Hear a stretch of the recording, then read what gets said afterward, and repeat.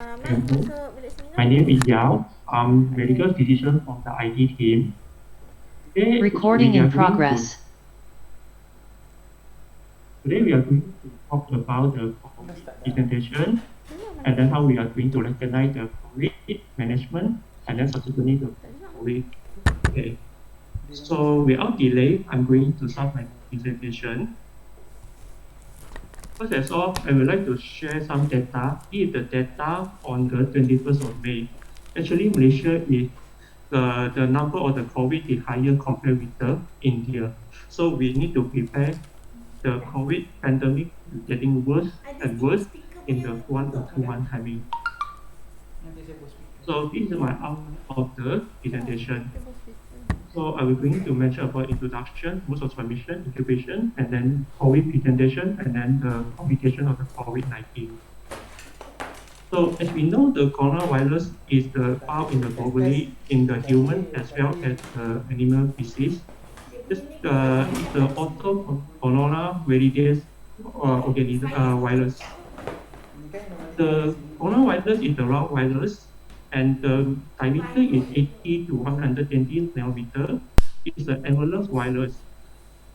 Uh, Coronavirus is the envelope virus is so important because it's very sensitive to the alcohol, detergent, and the soap. So it can be because of the envelope nature, it's very easy to kill by the alcohol. So the most famous coronavirus, as we know, is the SARS, MERS, as well as current COVID-19. So the pathogenesis for the COVID-19 is the COVID virus bind to the TMPRSS2 as well as ACE2 receptor. Subsequently, it enter into our cells and replicated to be gathered inside our cell, subsequently released to the systemic. So this is the alveoli, our lung structure. The COVID-19 will bring to impact our type pneumocyte and subsequently release to our lung. And this is going to simulate the recruitment of the T lymphocyte, monocyte, as well as the neutrophil. Subsequently, we're going to simulate the cytokine release and enhance the inflammatory response. So in the next stage of the COVID-19, because of the inflammation, it can cause the thickening of the intertissue and then the leakage of the plasma into the lung, causing the pulmonary edema, as well as the hiring formation. All this can lead to the difficulty of the oxygenation and ventilation. Another problem also can be happened because the COVID-19 is activate the coagulation and leading to the microthrombus formation and can lead to PE. This also can cause the difficulty of oxygenation in the COVID-19. So very briefly, we will move to the modes of transmission. As we know, COVID-19 is transmitted by droplet, not the airborne. But in some conditions, the COVID-19 can be transmitted by the airborne. So how does the COVID-19 spread? Usually by the inhalation of the air carrying a very small fine droplet and aerosol. Second is the deposition of the virus carried in the adherent droplets particle onto the exposed mucous membrane. That means a healthcare worker without wearing the goggle and talking to the patient who are COVID-19. So the droplet from the patient can be exposed to the eye, and then the healthcare worker also can get the COVID-19. And the third one is the touching the mucous membrane with the hand. That means our hand is contaminated with the virus, and then we're going to rub our eye. All this can be caused the COVID-19 spread. So can the COVID-19 transmitted by the airborne? Yes. In the exposed phase with the inadequate ventilation or the air handling, or increased inhalation of the respiratory fluid, for example, exercising, shouting, singing, all this can cause the COVID-19 transmitted like the airborne. So as prolonged exposure, more than 15 minutes. That means we are having the prolonged talk to the patient more than 15 minutes. All this increase the risk for the COVID-19 transmission. So what is the symptom for the COVID-19? As everyone also quite familiar nowadays, fever, chill and wrinkles, respiratory symptoms like cough, SOP, sore throat, and running nose, body ache, loss of taste, loss of smell, GI symptoms like vomiting and diarrhea. This is the common symptom for COVID-19. COVID-19 also can be presented with the neurological symptom as well, like body one-sided stroke manifestation, like one-sided body weakness or Guillain-Barré syndrome. So what is the incubation period for the COVID-19? The mean incubation period from the study is 5 to 6 days. But it still can become positive from the most of the patient can become positive from the day 2 to day 12 after the exposure. By using the PCR, after 5 days from the exposure, 40% can be false negative. On the day 8 after exposure, 20% the PCR can be false negative. By looking at the graph, we can see that the y-axis is the viral load. So when during the incubation period, the virus become more and more. The highly sensitive PCR can detect this COVID-19 more earlier compared with the low sensitive rapid antigen test.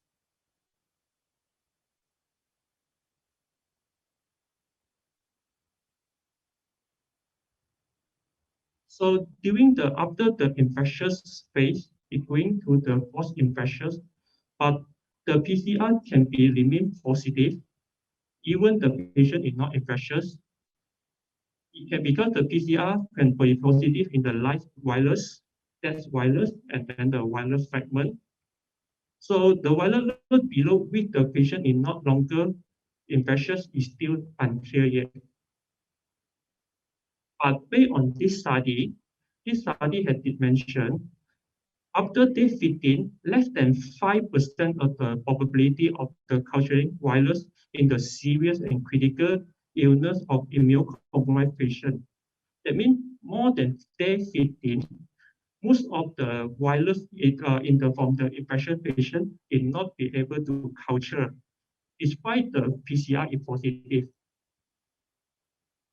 In this study, did mention if some patient recover from the COVID-19, the PCR can remain positive for up to 19 days. So we move on to the case definition. So we got 4 case definition we need to remember. First one is suspected case. Second is probable case. The third one is confirmed case, followed by the POS. Who is the one suspected? Patient have the clinical and the epidemiological link criteria. For what kind of clinical we look for? I think fever, myalgia, arthralgia, sore throat, diarrhea, and the patient also SOB, loss of taste, loss of smell, and then having the very bad, the severe, we call it as the SARI, severe acute respiratory illness. And the patient also having the strong epidemiological link, for example, from the cluster, from the risk zone. I think nowadays whole Malaysia is considered risk zone. And then all the co-contact to the confirmed case. What is the definition of the co-contact? Co-contact means a healthcare worker exposed to the COVID patient without the proper PPE. That means without a facial and the mask. But luckily, because of the vaccination, all the healthcare workers, most of the healthcare workers have vaccinated. Actually, we are protected by the vaccine. Another definition is working in the closed environment. For example, the classroom, or we are staying in the closed space like the pantry. That's also increase the risk of getting the COVID-19. Or we are traveling in the closed transport, or we are staying together with the housemate household who is COVID-19. We are considered as the co-complex. So move on to the probable case. Probable case means that RTK antigen positive. While waiting for the PCR, we are labeled as a probable case, or a suspected case with the chest X-ray, which is suggest of the COVID-19, we are labeled as a probable case. What is the suspected case definition, as I mentioned just now? Move on to the third one is the confirmed case by the PCR, and then patient exposed to the COVID-19 and asymptomatic, we call it as the POS. And this POS patient will be subjected to home quarantine.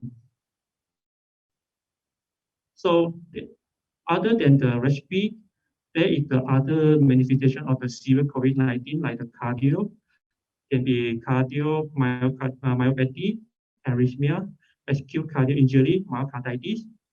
The hypercoagulability is the thromboembolic complication like PE, stroke, venous and arterial thrombosis, kidney injury, and well as the neurological disorder. So how are we going to categorize the COVID patient? We have, I think everyone also familiar with this clinical staging. Stage 1 is the COVID patient, asymptomatic. 2 is the symptomatic without the pneumonia. That means the symptom is fever, diarrhea, cough, and then running nose. The CAP 3 is having the symptomatic pneumonia. How are we going to differentiate the CAP 2 and CAP 3? Usually by using the chest X-ray. Because when we are wearing the PPE, we are unable to put the stethoscope on, so they making us the difficult to auscultate the lung. So we are using the chest X-ray to guide us for the category 3. That means the chest X-ray we're having the very bad pneumonia changes. For the whoever patient on the oxygen, we label at the category 4. Category 5 is the patient having the multi-organ involvement. Usually, category 5 is nurse in the ICU. So this is the chart. When the COVID goes through, and then after my presentation, I think subsequently Dr. Sharifah will mention about the management. This chart will come very frequent. COVID is divided into 2 phases. One is the viremic phase, that means the virus response phase. Second is the inflammatory response phase. So if we divide into the first phase, it roughly allows the day 1 until day 7 for the viremic phase. From the day 7 onward is the post-inflammatory phase. So usually category 1 and 2 and 3 patients, they are having the mild symptom, they are only having the viremic phase. Most of them doesn't have the inflammation phase. For the serious patient, after the viremic phase, they will enter through the inflammatory phase, and this will show you need to pick up for the warning sign for this kind of patient because they tend to have very bad respiratory symptom and then the difficulty on the oxygenation. What are the warning signs we need to identify? So the warning sign we need to identify is the fever, exertional dyspnea, patient persistently cough, lethargic for intake, nauseated. On the examination, we need to check for the respiratory rate, and the SpO2 is less than, actually there's some error here, is the 97. And then we ask the patient to walk, and then the patient, the SpO2 will be dropping due to exertional hypoxia. So on the left, we look for the CRP, raising of the CRP, dropping of the ALC, absolute lymphocyte count less than 1, or the ratio of the neutrophil to the lymphocyte more than 3. Radiologically, we look at the serious chest X-ray changes like the pneumonic, multilobulated involvement, or come to a point very, very hard to see the lung marking in the chest X-ray. We label this as a warning sign in the COVID patient. So in this kind of patient, we will avoid for the self-warning. If let's say it's processing all the warning sign, we try to ask the patient complete rest in the bed to inform to the staff nurse or the doctor, if let's say having the difficulty in breathing. or cough is worsening, or the chest pain, or new onset of the symptom. So what is the other risk factor for the patient to get the COVID-19 we need to identify? Elderly patient, the age more than 50 years old, male patient also is the risk factor. Heart problem, patient who having the heart, lung problem, kidney problem, diabetes, obesity, and the HIV patient, or patient having the underlying malignancy, solid tumor problem, leukemia patient, or hematologic malignancy patient as well. So I look at the Malaysia data. This is the data from Malaysia. The percentage of the patient who will deteriorating faster is the elderly people. Elderly people tend to deteriorating very fast. That's why the age group is very important.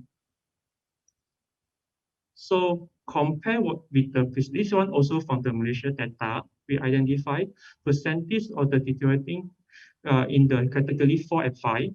More no C stand for no comorbid, C stand for with comorbid.